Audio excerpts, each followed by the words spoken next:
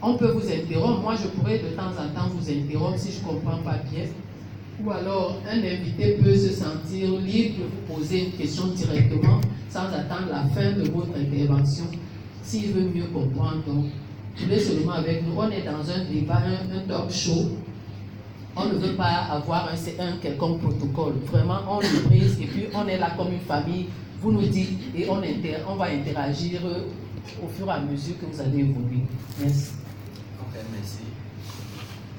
Je voulais d'abord remercier les uns et les autres. Je remercie le Seigneur qui nous a permis de nous retrouver ici pour ces intérêts. Je dis également merci à la visionnaire qui Dieu a mis à cœur de m'inviter ici ce soir. Je dis également merci à notre maman qui est dans la salle. Je crois que sa présence en cette soirée va nous permettre d'en bénéficier plus. Dieu ne fait rien au hasard. Et aujourd'hui, c'est moi qui suis là avec un charmante épouse. Elle s'appelle Diane. Croyez-moi, elle est originaire du Nord-Ouest. Elle est anglophone. Mais elle s'exprime très bien en français. Elle s'exprime aussi très bien en anglais. Avec notre fils que Dieu nous a fait. Donc, ceci dit, nous sommes là aujourd'hui parce qu'on voudrait apprendre nous tous comment gérer un conflit dans le foyer. Je voudrais tout de suite entrer dans le vif du sujet. Claire. C'est vrai, dans ma vie passée, j'ai eu des conflits avec des filles avec qui je vivais. Mais avec elles, il faut que je me rappelle d'abord de notre premier conflit. Il faut que je parte de là pour que vous puissiez comprendre de quoi il s'agissait. Alors, à ce moment-là, on était dans la position que nous aimons beaucoup appeler les fiançailles. Et elle venait régulièrement à la maison. Un jour où elle est venue, je pense qu'elle devrait faire le nettoyage de la maison. Et subitement, en nettoyant la maison, elle s'est retrouvée face à un condom dans ma maison. Nous étions dans une relation très sérieuse, c'est pourquoi je vous parle de ça.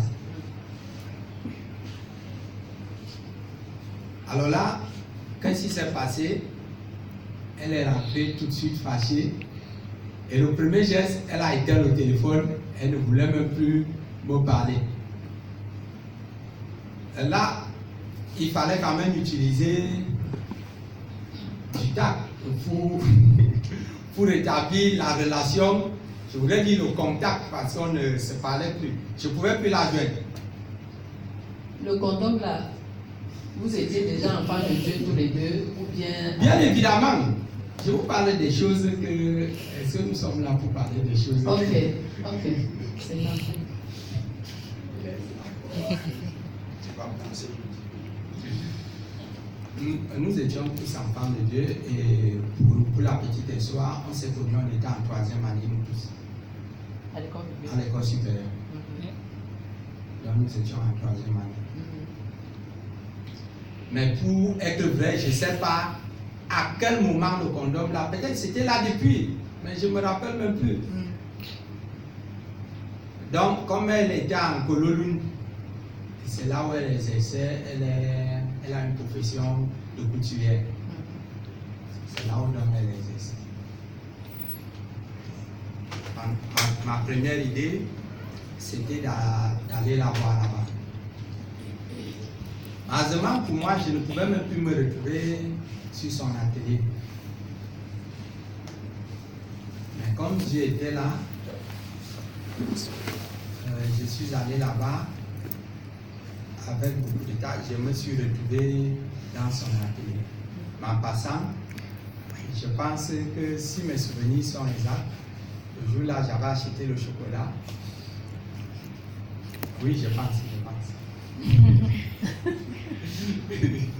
Il m'est venu à cœur quand même d'acheter le chocolat, d'aller lui donner.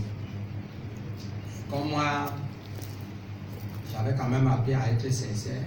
Je suis allé lui dire que, mais, comme tu ne veux plus me parler, je crois que tu dois quand même allumer ton téléphone parce que tu risquerais de perdre même tes clients à cause de moi. Donc moi, je suis venu te dire que remets quand même ton téléphone en marche, pas pour moi, pas pour m'écouter, mais pour tes clients.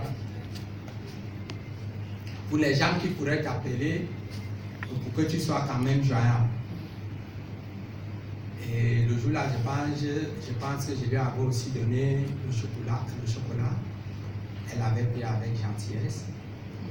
Et je suis rentré. Dans la soirée, je pense l'avoir appelée pour simplement savoir comment elle allait. Parce que pourquoi?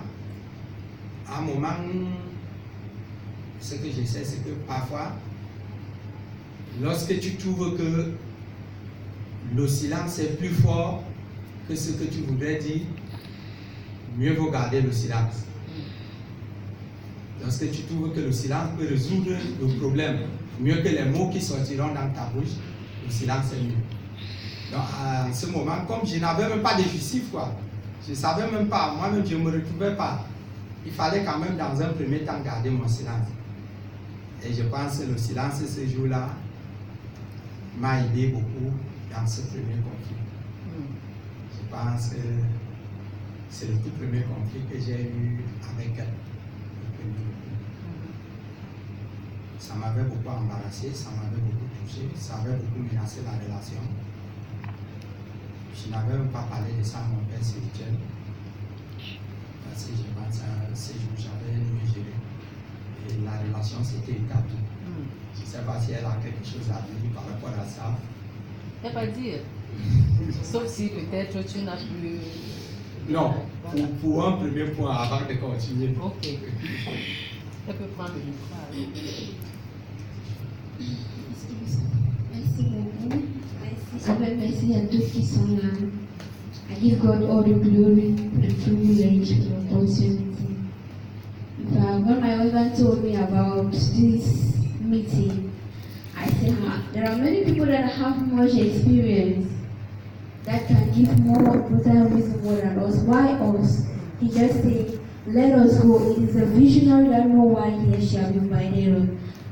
When I pray, I say, God said, take the little things and make it grow. So I give God all the glory. Et aussi par rapport à ce que Marie a dit, en fait, c'est une histoire que je me rappelle pas quand même trop, mais quand il a parlé de ça, il ne peut même pas imaginer qu'il pouvait réveiller des larmes. Je me rappelle vraiment la période quand on était fiancés. En fait, j'avais le feu de Saint-Esprit qui brûlait en moi.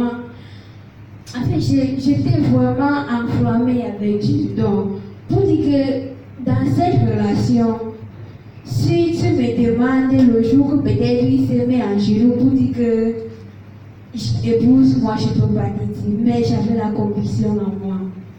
Donc, c'est cette conviction qui m'a amenée vers lui. Et ce que j'avais mis en cœur vis-à-vis de lui, c'était que en fait, tout ce que je trouverais qui est contre la parole de Dieu, c'est ça qui va nous séparer. Et maintenant, quand je battais là-bas de temps en temps, je lui tendais même les pièges, mais jusqu'à là, il n'était pas dedans. Donc, je faisais un peu le petit, juste pour voir qui est devant moi. Parce que d'abord, avant le début de cette relation, mon père spirituel m'a beaucoup découragé.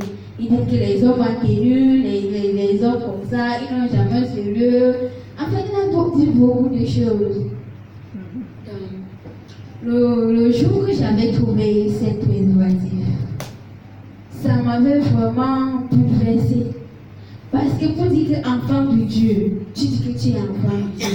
D'abord, la période que je l'avais connue, il avait beaucoup d'amis et les amis filles. J'ai dit que donc, ça veut dire que ce qu'on me dit c'est vrai. Pourquoi continuer alors que j'ai déjà trouvé un indice, c'est mieux de partir. Et quand je suis sortie, je suis partie, mais je n'ai pas baissé les bras. J'étais dans la prière. j'ai médité devant Dieu. J'ai posé beaucoup de questions à Dieu, demandé au Dieu, Seigneur, si tu m'as amené dans cette relation, pourquoi ça? Alors que tu m'as vraiment donné la confirmation. J'ai eu la satisfaction, j'ai eu la paix. Enfin, je suis convaincue. Pourquoi ça? J'ai tout éteint le téléphone, comme il a dit. Après, j'ai décidé de ne même plus le voir. Et les jours même que j'arrivais à la télé, je sentais que peut-être pouvait passer. Je sortais, moi, je partais. Mais ces jours-là, il est vraiment venu. Quand il est venu, il m'a vu quand je l'ai regardé. Je ne sais pas ce qui s'est passé en moi, mais j'ai eu une compassion que je n'ai jamais eu ça pour quelqu'un. J'ai eu, quand je le voyais, j'avais vraiment pitié de lui. Je le voyais comme un enfant devant moi. En fait, je peux pas dire, mais